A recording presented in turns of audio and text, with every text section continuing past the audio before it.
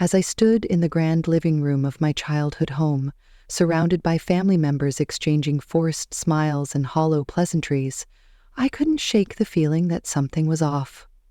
My name is Emily, and at 20 years old I had dedicated the last 5 years of my life to our family's interior design business. I had learned every aspect of it, convinced that one day it would be mine.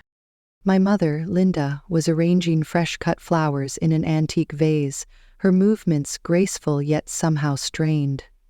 I glanced over at her new husband, Mark, leaning casually against the wall, a smug smile on his face that made my stomach churn. The atmosphere felt thick with tension, and I could sense a storm brewing beneath the surface. As the gathering continued, I felt a knot tightening in my chest.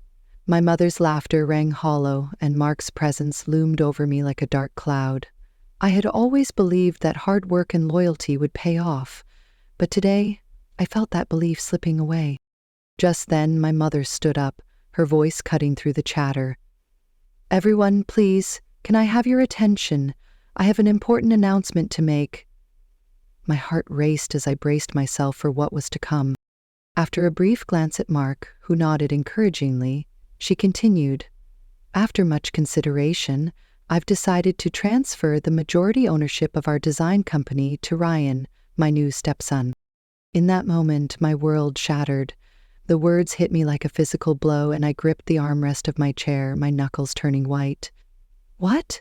This can't be happening," I thought, my heart racing as disbelief washed over me. As my mother's words hung in the air, a heavy silence enveloped the room. I felt as if the ground had been pulled out from under me. My heart raced, and I could barely process what I had just heard. The company I had poured my heart and soul into for the past 5 years was being handed over to Ryan, a young man who had never lifted a finger in the business. "Mom, you can't be serious," I blurted out, my voice trembling with disbelief. "I've worked so hard for this. I've sacrificed so much. You promised me this would be my future." Mark, standing beside my mother, crossed his arms and shot me a condescending smile. "Emily, it makes perfect sense. Ryan brings a fresh perspective. He's got ideas that could really take the company to the next level." I felt a surge of anger. Fresh perspective? He's just a kid who parties all the time. I've been here learning the ropes, building relationships with clients, and you're just going to throw it all away? "Emily, please," my mother interjected, her tone firm yet tinged with sadness. "This decision wasn't made lightly. Ryan has a vision that aligns with the future of the business. You need to understand that this is what's best for the family." "The best for the family?" I laughed bitterly, but it came out more like a sob. "I am your family. I'm your daughter. How can you do this to me?" The room felt like it was closing in on me. I could see the pity in the eyes of my relatives, and it made my blood boil. I had always been the one to support my mother, to stand by her side through thick and thin. And now, she was choosing Ryan over me, over everything I had worked for. "Emily, you'll still have a role in the company," my mother said, trying to soothe me.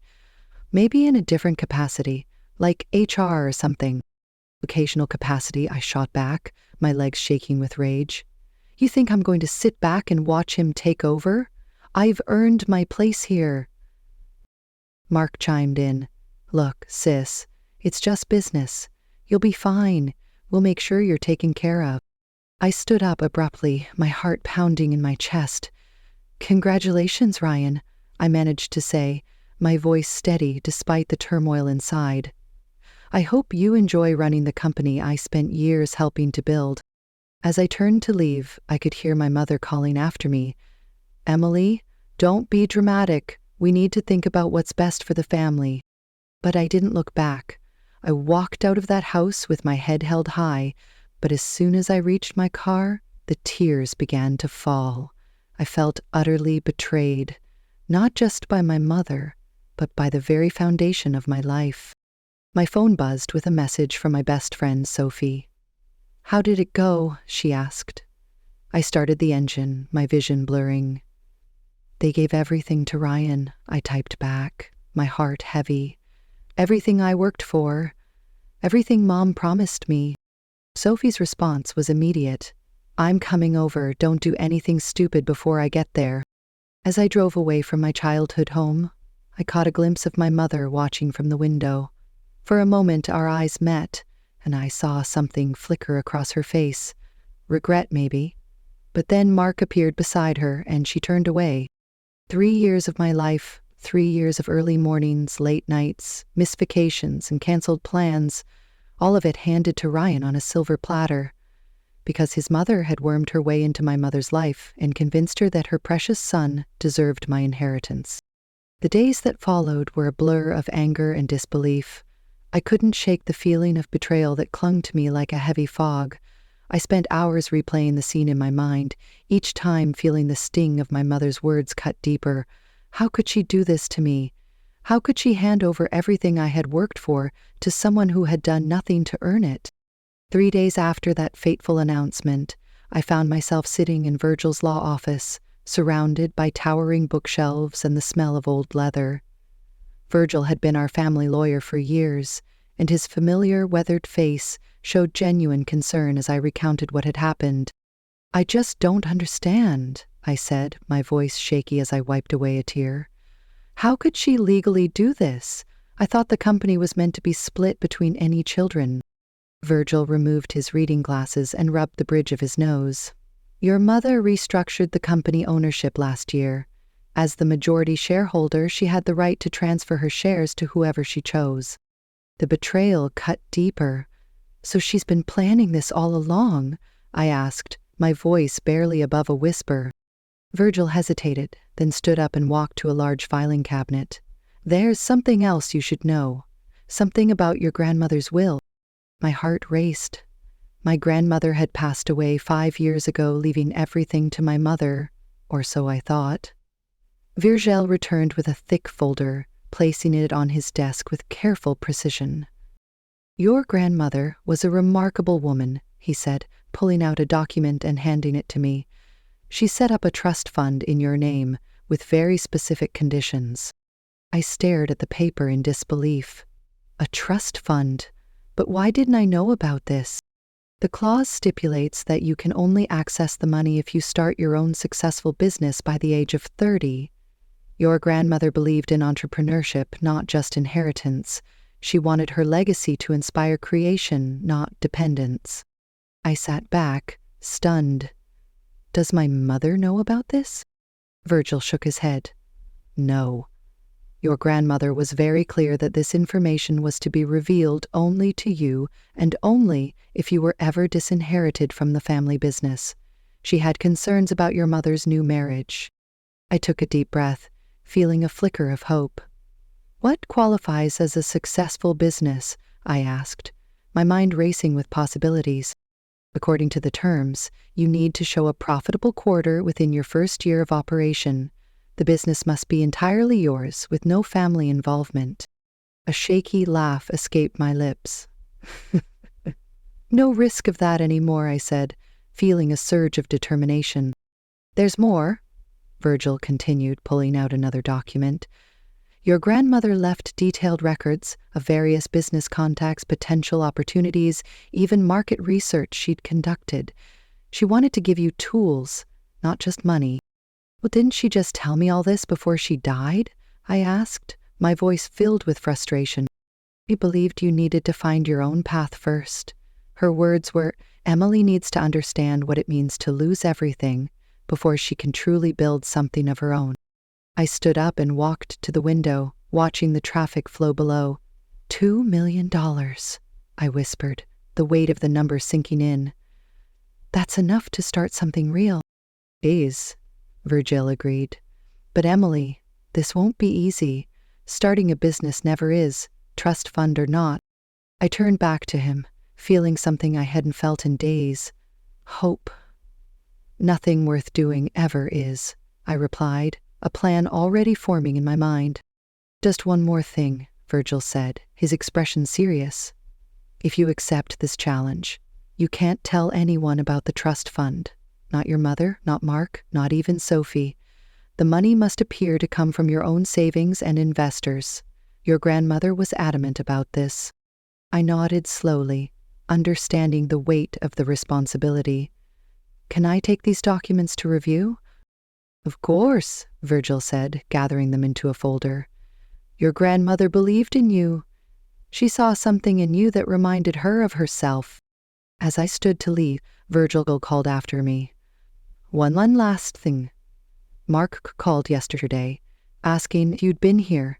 He seemed concerned about any potential legal action.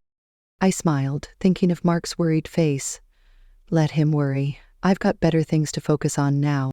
As I walked out of Virgil's office, a sense of purpose surged through me. I had a plan, and it was time to put it into action. I couldn't let my mother's betrayal define me. Instead, I would use it as fuel to create something of my own. Something that would not only prove my worth, but also honor my grandmother's legacy. I met Sophie at our favorite coffee shop later that day. The familiar aroma of freshly brewed coffee and the sound of chatter filled the air, but I barely noticed. My mind was racing with ideas. As I sat down across from her, I could see the concern etched on her face. Emily, you look like you've seen a ghost. What happened at the lawyer's office? She asked, her voice low. I took a deep breath, feeling the weight of the world lift slightly as I shared the news. Sophie, my grandmother left me a trust fund, but there's a catch. I have to start my own successful business before I can access it. Sophie's eyes widened. That's incredible, but what do you want to do? I want to start my own interior design firm, I said, my voice steady, but I want it to focus on sustainable and eco-friendly designs. There's a growing market for that, and I think I can make a real impact. Sophie leaned forward, her excitement palpable. That sounds amazing. You've always had a knack for design, and with your experience, you could really stand out. But how are you going to fund it? I have some savings, and I plan to approach investors, I replied, feeling a surge of confidence. My experience at Mom's company gives me credibility. I just need to show them that I can do this on my own. Count me in, Sophie said, her eyes sparkling with enthusiasm.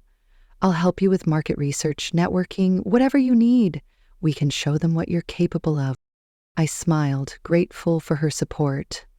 Thank you, Sophie. I really appreciate it. This is going to be a lot of work, but I'm ready for the challenge. As we brainstormed ideas, I felt a renewed sense of determination. I was no longer just Emily, the daughter who had been cast aside. I was Emily, the entrepreneur, ready to carve out my own path. Over the next few weeks, I poured my heart and soul into building my business.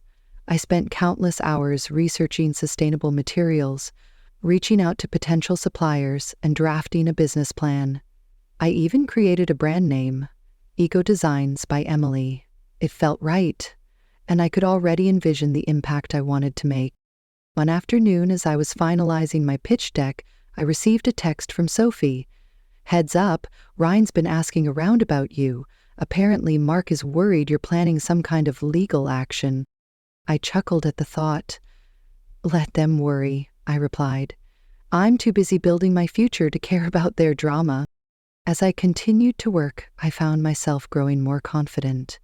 I reached out to local businesses, offering my design services and emphasizing the importance of sustainability. The response was overwhelmingly positive, and I began to secure small contracts that would help me build my portfolio. Then came the day I had been waiting for. My first major pitch meeting with a local restaurant chain looking to revamp their interior with eco-friendly materials. I spent hours preparing, rehearsing my presentation until I could deliver it flawlessly. On the day of the meeting, I arrived at the restaurant, my heart racing with excitement and nerves. As I walked through the doors, I took a deep breath, reminding myself of everything I had worked for. This was my moment. As I stepped into the restaurant, the warm ambiance enveloped me, and the scent of fresh herbs filled the air. I took a moment to gather my thoughts, reminding myself of the hard work that had led me to this point. Today was not just about securing a contract, it was about proving to myself, and to my mother, that I could succeed on my own terms. I was greeted by Sarah, the restaurant manager, who had agreed to meet with me. She was a sharp, no-nonsense woman in her early 40s, with an eye for detail that matched my own. As we settled into a cozy corner booth, I could feel the weight of the moment pressing down on me. "Thanks for meeting with me, Sarah," I said, trying to keep my voice steady. "I'm excited to share my vision for your restaurant's redesign." "Of course, Emily. I've heard good things about you," she replied, her expression neutral but curious. "Let's see what you've got." I took a deep breath and launched into my presentation, showcasing my ideas for a sustainable redesign that would not only enhance the restaurant's aesthetic, but also align with its commitment to eco-friendliness. I highlighted the use of reclaimed materials, energy-efficient lighting, and sustainable furnishings. "Imagine a space that reflects your values," I said, my passion shining through. "A place where your customers can enjoy their meals while knowing they're supporting a business that cares about the environment." As I spoke, I could see Sarah's interest peaking. She leaned forward, her eyes narrowing as she absorbed the details. I presented my research on the growing demand for sustainable practices in the restaurant industry, emphasizing how this shift could attract a new clientele. "Your restaurant has the potential to be a leader in this movement," I concluded, feeling a surge of confidence. "Not only will it enhance your brand, but it will also create a unique dining experience that sets you apart from the competition." Sarah paused, considering my words. "I appreciate your enthusiasm, Emily. But how can you guarantee consistent supply? We've been burned before by startups that couldn't deliver." I smiled, ready for this question. "I've already secured partnerships with 3 reliable manufacturers who specialize in sustainable materials. I can show you our production capacity projections and timelines." As I pulled up my supply chain presentation on my tablet, I could see Sarah's skepticism begin to fade. "And what about pricing?" she asked, her tone shifting slightly. "By streamlining operations and building direct relationships with manufacturers, I can offer you competitive pricing, 20% lower than what you're currently paying," I replied confidently. Sarah's eyebrows shot up in surprise. "20% lower? That's impressive. But I need to know why I should trust you over established suppliers." "Because, unlike them, I'm not just selling products," I said, leaning in. "I'm offering a complete design solution that includes staff training and waste management consultation. I want to ensure that your transition to sustainable practices is seamless and effective." Just as I finished my pitch, my phone buzzed with a message from Sophie. I glanced at it quickly. "You got this, I believe in you," and it gave me the boost I needed. Sarah took a moment to gather her thoughts, and I could see the wheels turning in her mind. "All right, Emily, I'm intrigued. Let's start with the trial run. If it works out, we can discuss expanding to all our locations." My heart soared as we shook hands, sealing the deal. "Thank you, Sarah. You won't regret this. I'm committed to making this a success." As I left the restaurant, a wave of exhilaration washed over me. I had done it. I had secured my first major client, and it felt like a turning point in my journey. I couldn't wait to share the news with Sophie. The following weeks were a whirlwind of activity as I dove headfirst into my new project with the restaurant. I felt invigorated, waking up each morning with a sense of purpose that had been missing for far too long. My days were filled with meetings, design sketches, and endless phone calls to suppliers. I was finally living my dream. Sophie was by my side every step of the way, helping me manage the logistics and ensuring that everything was on track. We spent late nights poring over design plans, discussing color palettes, and sourcing sustainable materials. It felt like we were building something special together, and I cherished every moment. One afternoon, as we sat in my small home office, surrounded by swatches of fabric and samples of reclaimed wood, Sophie looked up from her laptop. "Emily, have you thought about how you're going to market eco-designs? You need to get your name out there." I nodded, knowing she was right. "I've been thinking about it. I want to create a strong online presence, maybe start a blog about sustainable design trends and showcase our project." That's a great idea, Sophie exclaimed. You could also use social media to connect with potential clients and share your journey. People love to see behind-the-scenes content. I smiled, feeling inspired. Let's do it. I'll start drafting some posts and we can take photos of the restaurant project as it progresses. As we worked on our marketing strategy, I also began to reach out to other local businesses, offering my design services. I was determined to build a solid client base, and I knew that word-of-mouth referrals would be crucial.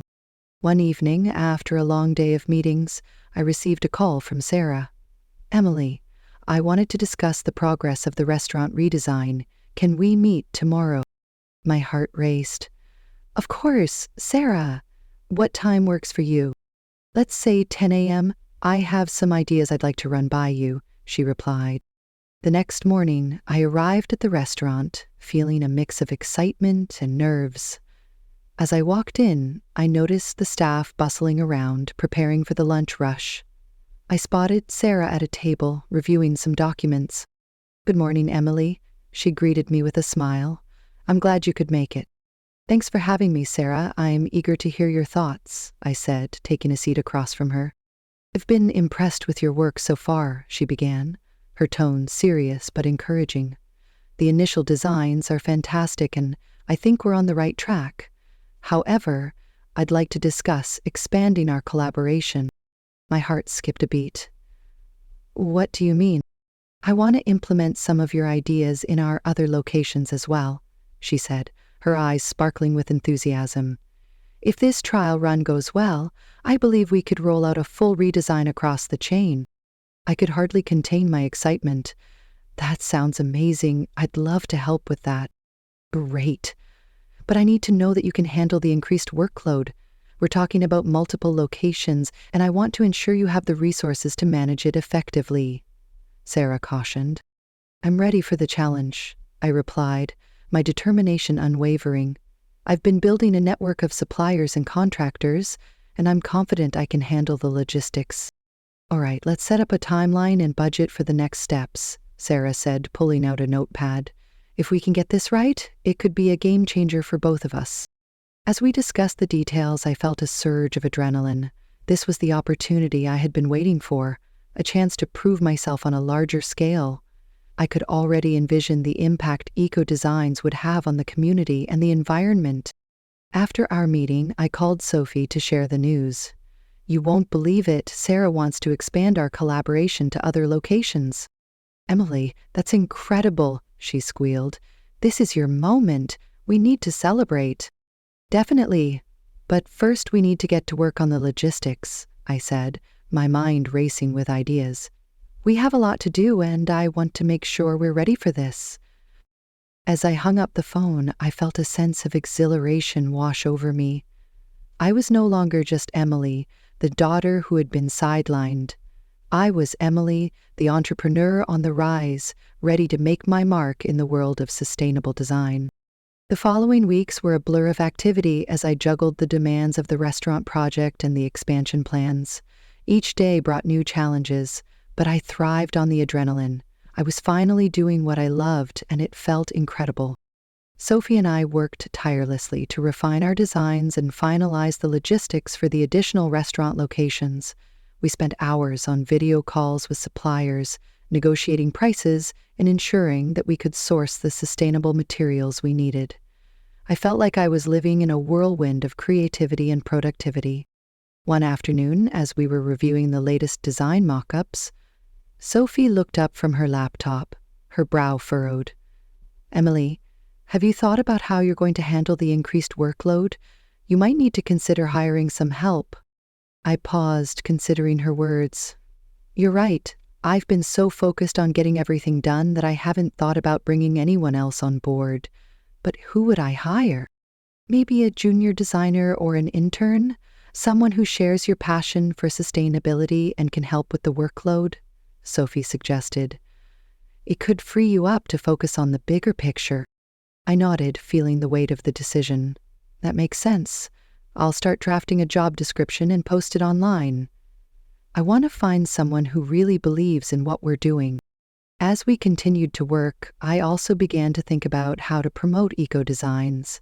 I set up social media accounts and started sharing our journey, posting photos of our design process and the sustainable materials we were using. I wanted to create a community around our brand, one that resonated with people who cared about the environment. One evening, after a long day of meetings, I received a message from Sarah. "Emily, I'd like to invite you to a networking event next week. It's a gathering of local business owners and sustainability advocates. It could be a great opportunity for you to connect with potential clients and partners." I felt a rush of excitement. "That sounds fantastic. I'd love to attend." The night of the event arrived, and I dressed in my best outfit, feeling a mix of nerves and anticipation. As I entered the venue, I was greeted by a vibrant atmosphere filled with laughter and conversation. I spotted Sarah across the room and made my way over to her. "Emily, I'm glad you could make it," she said, her smile warm and welcoming. "Let me introduce you to some people." As Sarah introduced me to various business owners and sustainability advocates, I felt my confidence grow. I shared my vision for eco-designs and the work I was doing with the restaurant.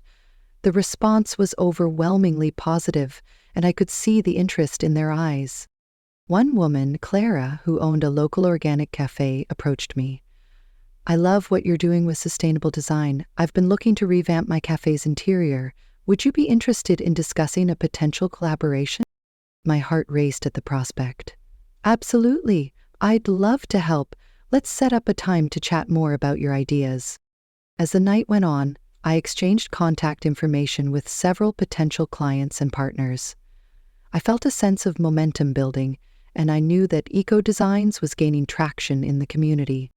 After the event, I called Sophie to share the news.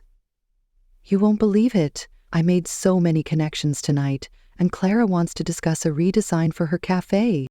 "That's amazing, Emily. You're really building a network," Sophie said, her excitement infectious. "This is just the beginning." As I hung up the phone, I reflected on how far I had come. I was no longer just a daughter trying to prove herself. I was an entrepreneur carving out my own path. The challenges ahead were daunting, but I felt ready to face them head-on. As the weeks rolled on, the excitement of new projects and connections began to blend with the reality of running a business. While I was thrilled about the opportunities that were coming my way, I quickly realized that managing multiple projects was more challenging than I had anticipated. The restaurant redesign was progressing well, but I found myself stretched thin. Between coordinating with suppliers, meeting deadlines, and juggling new inquiries from potential clients like Clara, I felt the pressure mounting. I knew I needed help, and fast. One afternoon, I sat down with Sophie at our usual coffee shop, the familiar sounds of steaming milk and clinking cups providing a comforting backdrop. "Sophie, I think it's time to hire someone," I admitted, rubbing my temples. "I'm feeling overwhelmed, and I want to ensure that I deliver quality work." "I completely agree," she replied, her expression serious. "Let's finalize the job description and start interviewing candidates. You need someone who can share your vision and help lighten the load." With renewed determination, we crafted a detailed job description for a junior designer position, emphasizing the importance of sustainability and creativity. I posted it on various job boards and social media platforms, eager to find the right fit. A few days later, I received a flood of applications. After reviewing resumes and portfolios, I scheduled interviews with a handful of promising candidates. One stood out in particular, Lila, a recent graduate with a passion for eco-friendly design and a portfolio that showcased her innovative ideas. During our interview, Lila's enthusiasm was infectious. "I've been following your work with eco-designs and I love your approach to sustainability," she said, her eyes sparkling. "I would be thrilled to contribute to your projects and learn from you." I felt an instant connection. "I appreciate your passion, Lila. I think you'd be a great fit for our team. I need someone who can help with design concepts and client communication." After a few more discussions, I offered Lila the position, and she eagerly accepted. I felt a wave of relief wash over me. I finally had someone to share the workload with. As Lila settled into her role, I introduced her to the restaurant project. Together, we brainstormed ideas and refined the design, incorporating feedback from Sarah. Lila's fresh perspective brought new energy to the project, and I could see the potential for something truly special. However, just as things were starting to fall into place, I received an unexpected call from Sarah. "Emily, we need to talk. There's been a delay with the supplier for the sustainable materials we ordered, and it's pushing our timeline back." My heart sank. "How much of a delay are we looking at?" "About 3 weeks," she replied, her tone serious. "We need to figure out how to manage this without losing momentum." I took a deep breath, trying to remain calm. "Let's brainstorm some alternatives. We can look for other suppliers or consider temporary solutions that align with our sustainability goals." As we discussed our options, I felt a sense of determination rising within me. I wasn't going to let this setback derail our progress. After hanging up, I gathered Lila and Sophie to strategize. "We need to act fast," I said, laying out the situation. "Let's research alternative suppliers and see if we can find materials that will work for the redesign without compromising our values." Lila jumped in, her enthusiasm palpable. "I can reach out to some contacts I have from school. They might know of suppliers who can deliver quickly." With a plan in place, we divided tasks and set to work. Lila's connections proved invaluable, and within a few days we secured a new supplier who could deliver the materials we needed on time. When I called Sarah to share the good news, I could hear the relief in her voice. "That's fantastic, Emily. I knew you'd find a solution. Let's keep pushing forward." As we resumed our work, I felt a renewed sense of purpose. Challenges were inevitable, but I was learning to navigate them with resilience and creativity. With Lila's help, we were not only meeting deadlines, but also elevating the design to new heights. As I reflected on the journey so far, I realized that every challenge was an opportunity for growth. I was building a business that aligned with my values, and I was surrounded by a supportive team that believed in our mission. After weeks of hard work, late nights, and countless cups of coffee, the day of the grand reveal for the restaurant redesign had finally arrived. I could hardly contain my excitement as I stood outside the restaurant, taking a moment to appreciate how far we had come. The exterior had been freshly painted, and the new signage reflecting the restaurant's commitment to sustainability was proudly displayed. Lila and I had spent the last few days putting the finishing touches on the interior. We had transformed the space with reclaimed wood accents, energy-efficient lighting, and vibrant greenery that brought the design to life. I felt a sense of pride as I looked at the inviting atmosphere we had created. As the clock approached noon, I could see the restaurant staff bustling around inside, preparing for the lunch crowd. Sarah had invited local influencers, food critics, and community members to experience the new design firsthand. I knew this was a pivotal moment for Eco Designs, and I wanted everything to be perfect. "Are you ready for this?" Leela asked, her eyes wide with anticipation. "I think so," I replied, trying to calm my racing heart. "We've worked so hard for this moment. Let's make it count." As the guests began to arrive, I took a deep breath and positioned myself near the entrance to greet them. Sarah joined me, her expression a mix of excitement and nerves. "I can't wait for everyone to see the changes," she said, glancing around the room. The first guests stepped inside, and I watched as their faces lit up with surprise and delight. The transformation was evident, and I felt a wave of relief wash over me. I had poured my heart and soul into this project, and it was paying off. "Welcome. Thank you for joining us today," I said, smiling warmly at the guests. "I'm Emily, the founder of Eco Designs, and I'm thrilled to show you the new space." As I guided them through the restaurant, I highlighted the sustainable features we had incorporated. "We've used reclaimed materials for the furniture, and all the plants you see are native species that require minimal water," I explained. Our goal was to create an inviting atmosphere that reflects the restaurant's commitment to sustainability. The guests were engaged, asking questions and expressing their admiration for the design. I could see Sarah beaming with pride as she mingled with the crowd, sharing her vision for the restaurant's future. After the tour, we gathered everyone in the main dining area for a brief presentation. Sarah took the stage first, thanking everyone for their support and introducing me. I want to take a moment to recognize Emily and her incredible team at Eco Designs. They've brought our vision to life in a way that exceeds our expectations. I felt a rush of gratitude as I stepped up to the microphone. Thank you, Sarah, and thank you all for being here today. This project has been a labor of love, and I'm so proud of what we've accomplished together. I believe that design can be a powerful tool for change, and I hope this space inspires you to think about sustainability in your own lives. As I spoke, I noticed a few guests nodding in agreement, and I felt a sense of connection with them. This was more than just a design project. It was about creating a community that valued sustainability and conscious living. After the presentation, the guests were invited to enjoy a complimentary meal featuring dishes made from locally sourced ingredients. As they savored the food, I mingled with them, receiving positive feedback about the design in the restaurant's mission.